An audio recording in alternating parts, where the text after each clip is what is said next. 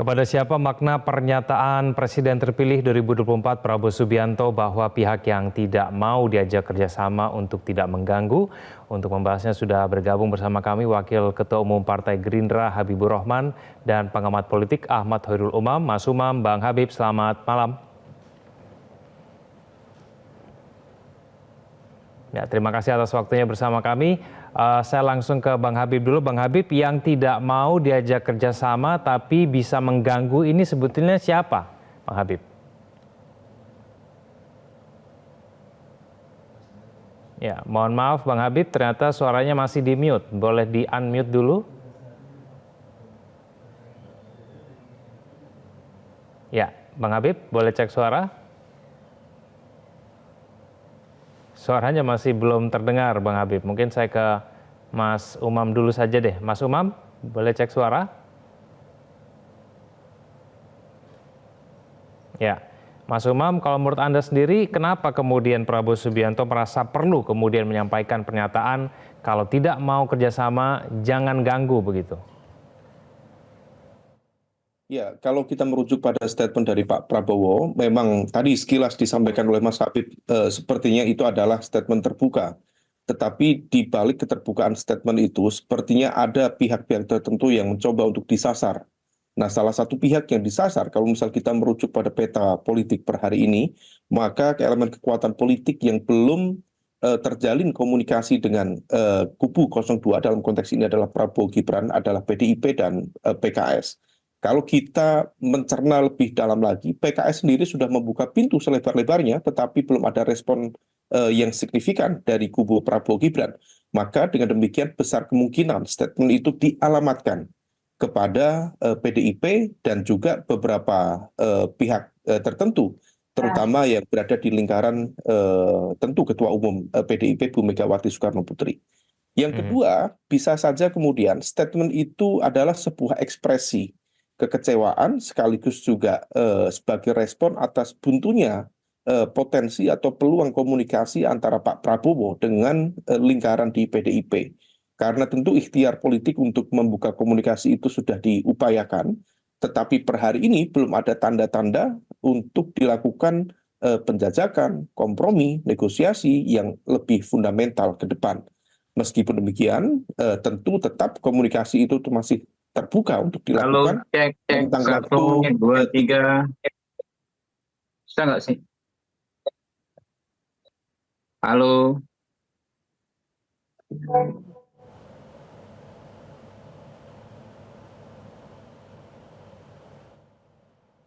Halo. Ya, Mas Umam, silakan dilanjutkan, Mas Umam. Silakan dilanjutkan, Mas Umam.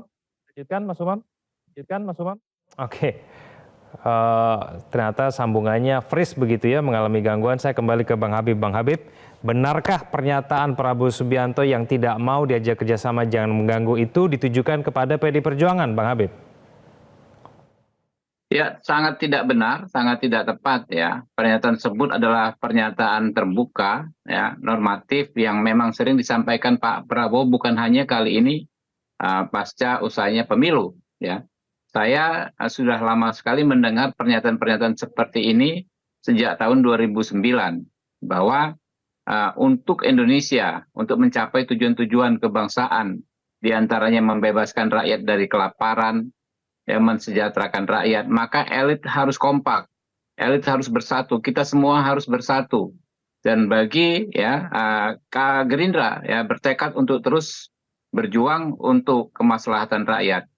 Bagi yang tidak sepakat, silahkan mundur atau silahkan minggir atau jangan ganggu. Ini pernyataan yang amat sangat sering disampaikan Pak Prabowo, baik di forum-forum internal, di acara-acara kaderisasi, maupun di kampanye-kampanye kami di 3 pemilu terakhir. Coba saja dicek. Ini bukan hal yang baru disampaikan oleh Pak Prabowo. Karena itu menurut saya, janganlah kita ya, memperkeruh situasi dengan mengkait-kaitkan pernyataan tersebut dengan apa yang disebut dinamika politik saat ini. Hal yang amat biasa, hal yang amat wajar ya jika terjadi perbedaan. Ya, yang dimaksud Pak Prabowo itu bekerja sama bukan semua harus di dalam pemerintahan. Bekerja sama bisa saja ya ada yang di dalam pemerintahan dan ada yang di luar pemerintahan. Dan yang dimaksud Pak Prabowo tentu saja bukan aktivitas menyampaikan kritik, masukan, pernyataan perbedaan pendapat dari pihak yang berseberangan secara politik. Karena Pak Prabowo adalah orang yang sudah besar di lingkungan politik. Beliau membesarkan Partai Gerindra dari partai kecil hanya 20 sekian kursi menjadi partai nomor 2 peraih suara terbanyak di pemilu 2019 ya, dan sekarang juga salah satu partai terbesar. Jadi itu beliau hidup di alam demokrasi yang mengharuskan ya setiap orang di komunitas kami ini menerima kritik, ya, mendengar kritik, ya, lalu menerima masukan. Jadi nggak mungkin kalau yang disebut gangguan adalah sikap politik dari lawan politik. Yang disebut mengganggu itu yang seperti apa sih? Ya banyak hal, ya. Saya mengutip pernyataan Pak Ganjar ya. Sikap-sikap yang berlawanan dengan perjuangan untuk mensejahterakan rakyat, diantaranya tindak pidana mereka yang melakukan tindakan korupsi misalnya, atau melakukan tindakan-tindakan lain yang bertentangan dengan kerja-kerja untuk mensejahterakan rakyat. Oke, saya kembali ke Mas Umam. Mas Umam, saya belum mendapatkan jawabannya tadi. Kenapa kemudian Pak Prabowo merasa perlu menyampaikan hal ini dalam forum Rakornas PAN itu? Ya, barangkali statement ini mencoba untuk ditakar, meskipun memang disampaikan secara halus, tetapi bagi kami mencerna itu adalah sebuah statement yang disampaikan secara implisit untuk dialamatkan kepada PDIP. Karena kalau misal kemudian bahasa tidak mau bekerja sama, tentu hampir semua kekuatan politik di DPR RI saat ini, hampir semuanya sudah membuka ruang bagi komunikasi politik yang ada. Hampir semuanya, termasuk dalam konteks ini partai yang selama ini membackup kekuatan kubu 01, yaitu PKS, dalam konteks ini adalah Nasdem dan juga PKB. Pun juga PKS sudah membuka pintu komunikasi meskipun tampaknya masih belum bersambut bersambut dari elemen kekuatan Pak Prabowo dan juga Mas Gibran. Nah, oleh karena itu bisa saja ini adalah statement terbuka, tetapi di saat yang sama barangkali ini adalah sebuah ekspresi tadi kekecewaan terhadap proses komunikasi yang memang belum terbangun selama ini. Oleh karena itu ke depan barangkali statement ini juga tentu bisa menjadi sebuah refleksi yang baik. Kalau misal Pak Prabowo mengatakan kalau tidak mau kerjasama jangan ganggu, maka di saat yang sama tampaknya kita juga berharap pemerintahan Prabowo Gibran juga memberikan ruang yang betul-betul kondusif, yang betul-betul baik untuk kekuatan oposisi mengeksersis kekuatannya. Karena seringkali ada kekhawatiran siapa yang berada di kekuatan oposisi kemudian berpotensi menghadapi berbagai macam risiko, konsekuensi, berada di luar kekuasaan, diganggu, dan lain sebagainya. Maka statement dari Pak Prabowo ini kita harapkan vice versa, juga berlaku terbalik.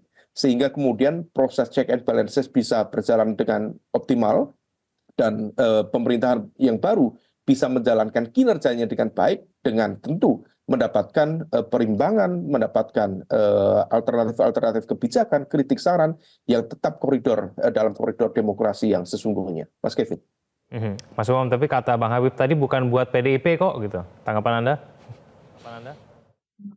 Ya, tentu sangat beresiko kalau misal teman-teman di lingkaran Pak Prabowo termasuk Bang Habib untuk mengatakan bahwa ini adalah dialamatkan kepada PDIP. Karena tentu proses 5 bulan ke depan itu masih membuka berbagai potensi dan juga kemungkinan manuver dan juga upaya untuk membangun kembali jembatan politik yang ada. Tidak ada yang tidak mungkin. Dan 5 bulan itu merupakan sebuah waktu yang sangat proper, sangat memadai bagi Prabowo Gibran untuk melakukan negosiasi, kompromi, dan juga upaya untuk memadu-madankan visi sekaligus kepentingan politik praktis ke depan. Maka dalam konteks ini memang kita bisa memahami dan juga menghargai statement dari Bang Habib, tetapi di saat yang sama kami juga melihat bahwa ini tampaknya sebagai sebuah reaksi terhadap dinamika politik yang sedang berkembang saat ini, Mas Kevin. Bang Habib, bagaimana kemudian menjelaskan bahwa sebetulnya pernyataan Prabowo Subianto itu tidak ada hubungannya dengan proses komunikasi politik, siapa yang kemudian diajak kerjasama, mana yang kemudian tidak mau, tidak ada hubungannya dengan itu? Bang Habib. Ya, demokrasi kita memungkinkan juga orang seperti Mas Umam memaksakan pemikirannya kepada publik. Walaupun jelas-jelas kita juga sudah menjelaskan ada latar belakang historis apa yang disampaikan oleh Pak Prabowo. Silahkan publik menilai apakah saya yang benar, apakah Mas Umam yang benar. Ya, ini kita nggak bisa saling mendominasi. Saya nggak sebagai juru bicara ya, memang kapasitas saya menjelaskan apa yang sebenarnya dimaksud oleh Pak Prabowo. Karena saya yakin betul, ya karena kita tahu betul dan ada ilmunya juga itu, Mas. Ya bukan hanya karena kami dekat dengan Pak Prabowo. Kita dalam menganalisa ya setiap ujaran dari seseorang, tentu kita harus melihat latar belakang historis. Ya, konteksnya bukan hanya saat ini. Bagaimana konsistensi pernyataan tersebut dari tahun ke tahun, dan itu aku yakin saya yang dimaksud Pak Prabowo bukan terkait dengan situasi saat ini. Dan apa yang digambarkan dengan semena-mena oleh Mas Umam, disimpulkan dengan semena-mena oleh Mas Umam, itu juga tidak benar. Bahwa ada kebuntuan komunikasi dengan PDI Perjuangan. Lah waktunya juga masih lama kok. Gitu. Ya waktu kita masih leluasa. Kalau kita amati ya, pernyataan jubir-jubir dan elit-elit petinggi PDI Perjuangan, saya tidak melihat ya, pasca MK misalnya, tidak melihat satu pun yang tone-nya negatif. Ya, termasuk Pak Ganjar sekalipun, termasuk Pak Hasto sekalipun, ya bahkan Pak Hasto dengan terang benderang mengatakan bahwa tidak ada istilah oposisi di Indonesia, yang ada di dalam atau di luar pemerintahan. Dan kalau toh di luar pemerintahan, jika ada sikap atau kebijakan pemerintah yang baik, maka akan didukung. Dan jika ada yang tidak atau yang kurang baik, maka tidak akan didukung, bahkan akan dikritisi. Itu juga yang kami lakukan 10 tahun terakhir. 5 tahun kami di luar memberikan kritikan dan 5 tahun kami di dalam. Kami sebagai partai politik, sebagai entitas politik, punya cukup pengalaman ya, baik sebagai di luar pemerintahan maupun di dalam pemerintahan. Tidak ada sesuatu yang bisa membuat Pak Prabowo galau atau baper, sehingga seolah karena situasi seperti ini mengeluarkan pernyataan yang dijudgment oleh Mas Umam sebagai pernyataan yang emosional misalnya, ya, yang reaktif. Tidak ada seperti itu. Pak Prabowo adalah seorang yang sangat matang. Apa yang beliau sampaikan semata-mata dalam konteks keindonesiaan. Beliau adalah negarawan, ya. Beliau adalah statesman. Coba perhatikan bukan hanya konteks ya, bahkan teks dari pernyataan Pak Prabowo. Walau digoreng-goreng kemana-mana, kalau kita baca teksnya asli adalah Indonesia yang disampaikan Pak Prabowo. Indonesia tidak bisa dibendung. Baik, Bang Habib, tapi kenapa kemudian peringatan itu secara khusus ditujukan kepada orang-orang yang tidak mau bekerja sama? Bukankah orang yang mau dan sudah mau bekerja sama itu juga bisa mengganggu, Bang Habib? Bukan juga dalam mendeliverkan menyampaikan pendapat Anda yang menurut saya kurang tepat. Ini tidak ditujukan kepada siapapun kok. Saya bilang sejak awal ini adalah pernyataan yang normatif ya. Bekerja sama itu tidak harus di dalam pemerintahan. Saya tadi sejak awal saya katakan kan, saya misalnya di luar pemerintahan 5 tahun pertama ya, lalu bisa juga bekerja sama dengan mereka yang di dalam pemerintahan.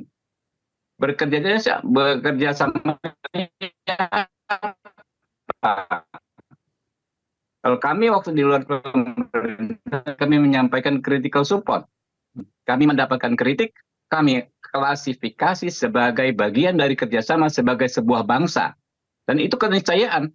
Ya, adanya pihak yang di dalam kekuasaan, ada yang di luar kekuasaan dalam konteks state, dalam konteks kita sebagai bangsa, itu keniscayaan yang tidak bisa kita abaikan, yang tidak bisa kita tolak. Itu kita setuju atau tidak setuju, itu pasti akan ada gitu.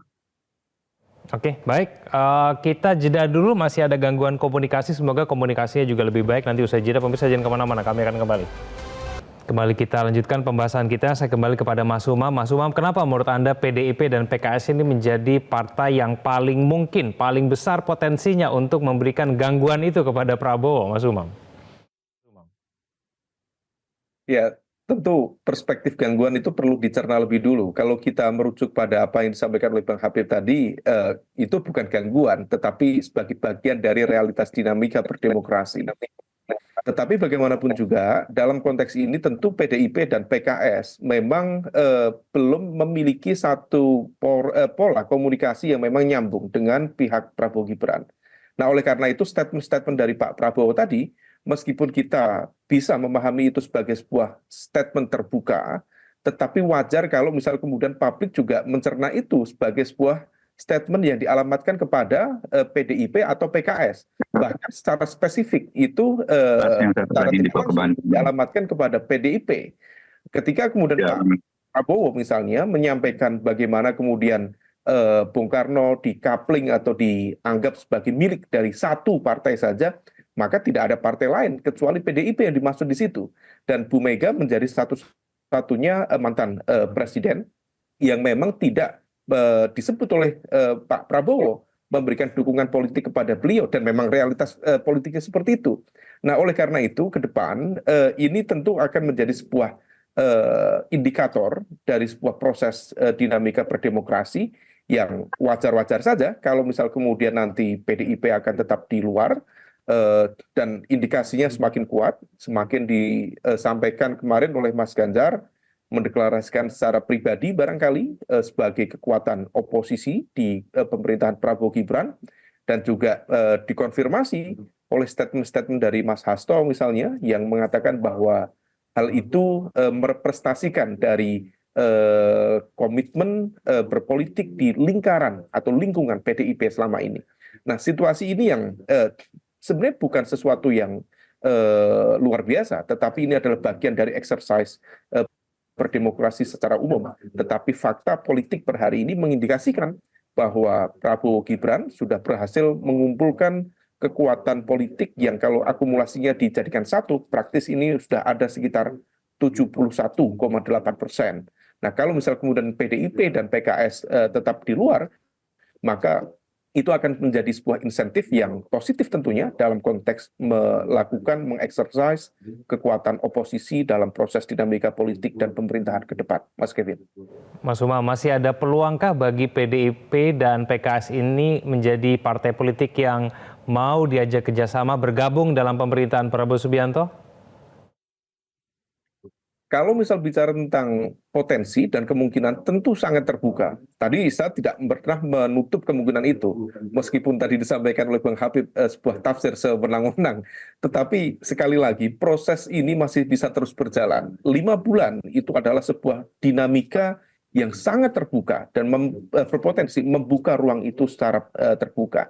Nah, oleh karena itu barangkali dinamika ke depan tetap akan menjadi sebuah proses yang memiliki ruang bagi terjadinya potensi negosiasi, kompromi, dan juga diplomasi antara visi dari PDIP dan juga visi Prabowo Gibran untuk menemukan titik temu dalam konteks visi kebangsaan sekaligus juga kalkulasi kepentingan praktis secara politik ke depannya. Mas Kevin. Bang Habib, sejauh ini komunikasi dengan PDIP dan PKS itu seperti apa dan kapan kemudian akan diumumkan kepada publik, Bang Habib?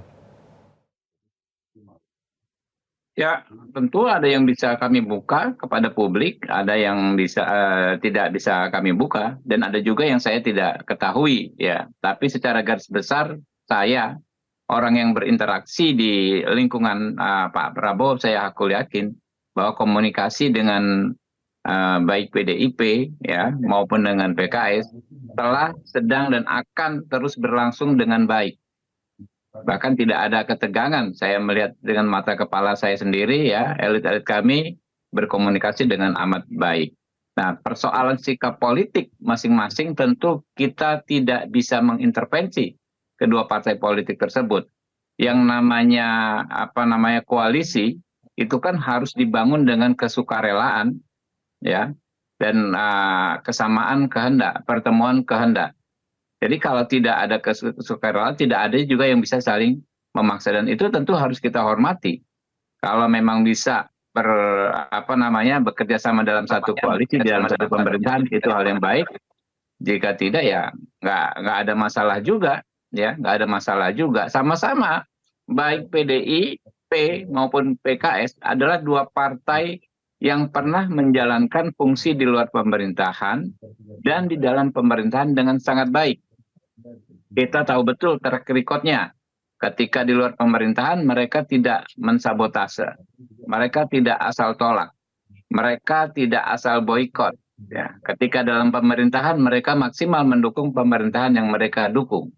Nah, ini kan nggak perlu kita risaukan. Ya, tinggal proses saja kita ke depan. Kapan, di mana ya akan ada pertemuan antara misalnya Pak Prabowo dengan Ibu Mega, Pak Prabowo dengan pimpinan PKS. Ya kita tunggu saja. Ya, Bang Habib, kalau nih misalnya ternyata akhirnya PDI Perjuangan dan PKS betul-betul berada di luar pemerintahan begitu, dan kemudian mereka menyampaikan kritik kepada pemerintahan Prabowo Subianto, ini disebut gangguan atau tidak nih, Bang Habib? Anda sepertinya tidak mengikuti apa yang saya sampaikan sejak awal. Mas Umam aja kan bilang tadi, sudah mengulas pendapat saya bahwa itu bukan gangguan sama sekali. Itu hal yang amat biasa dalam demokrasi. Dan Pak Prabowo juga adalah orang yang sudah amat terbiasa di komunitas demokrasi, ya, karena mendirikan partai politik, ya, tidak akan mungkin bisa besar kalau beliau tidak mengimplementasikan nilai-nilai demokrasi. Mas Umam, kalau misalnya semua partai diajak kerjasama, proses check and balance itu akan berjalan dengan baik tidak? Ya, memang tentunya dalam proses demokrasi yang sehat akan jauh lebih baik kalau misal kemudian pemerintahan yang baru nanti memberikan ruang yang terbuka bagi kekuatan oposisi.